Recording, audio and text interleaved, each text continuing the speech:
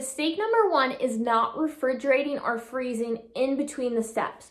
So, right, you scoop your truffle mixture and then sometimes people will go straight into rolling it, which isn't always a fail, but if you start rolling it and it is not coming together, it's just making a mess, stop. You will not be able to roll this. So pop it in the fridge and then pull it back out. Like if you do it in the fridge, it'll be about 5 to 10 minutes. Freezer, gonna be about less than 5 minutes. Anyway, and you can just touch them and see, are they kind of set up before you try to roll them again? Or sometimes you'll get halfway through your tray and they start to loosen up.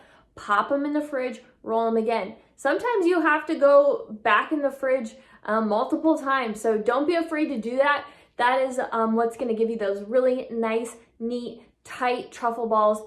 And that's what you're looking for. So once you've made the ganache, refrigerate it. Pull it out, scoop the ganache, refrigerate it. Roll it, and you might need to go multiple times in there. So make sure that you are refrigerating or freezing in between steps.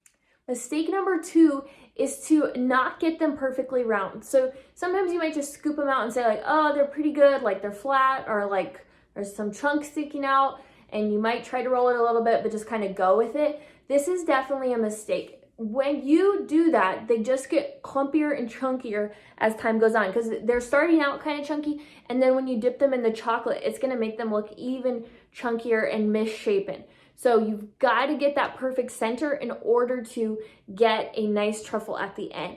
So when you're rolling them, push in all of those little pieces that are sticking out, anything protruding, and then go in and roll it until it's perfectly smooth. And again, if you need to pop it in the fridge for a few minutes and then pull it out and go even finer, do that. This is what's going to make the truffle perfect. Again, if it's misshapen from the beginning, the chocolate's only going to emphasize that fact. Before we go any further, this video is part of a series. The first one is how to make truffles, the next one is how to package them, and then obviously this video. There are more videos coming down the pipeline on truffles, so make sure you subscribe, and I'll link to that playlist with the other truffle videos down below. Mistake number three is working with gloppy or chunky almond bark or candy melts when you're dipping your truffles. So a lot of times you melt your candy melts or you're dipping chocolate to dip your truffles in, and it looks smooth, and you dip for a while and then it starts to cool off, and so you're like, well, I'll just microwave it, and that makes sense. So you microwave it, but it comes out and it's grainy and chunky,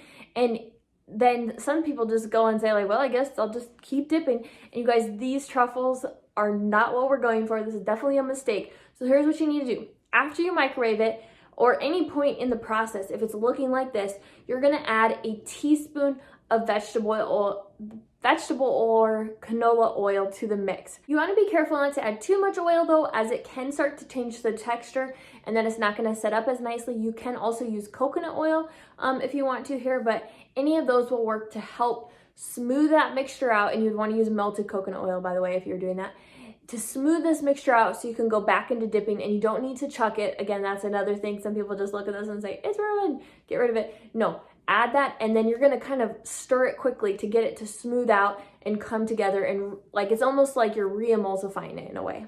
Mistake number four is not tapping off. So you've thrown the truffle in, you're pulling it out with your fork or your dipping tool, and some people are just pulling it out and putting it on the parchment, or maybe just shaking a little bit. You guys, you really want to tap it off. This is where the extra chocolate needs to come off.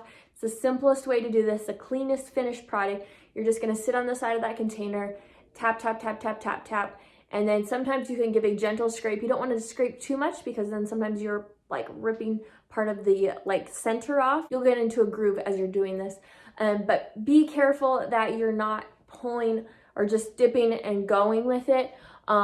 Dip and then give it some taps on the side of the bowl so that chocolate's running back in there.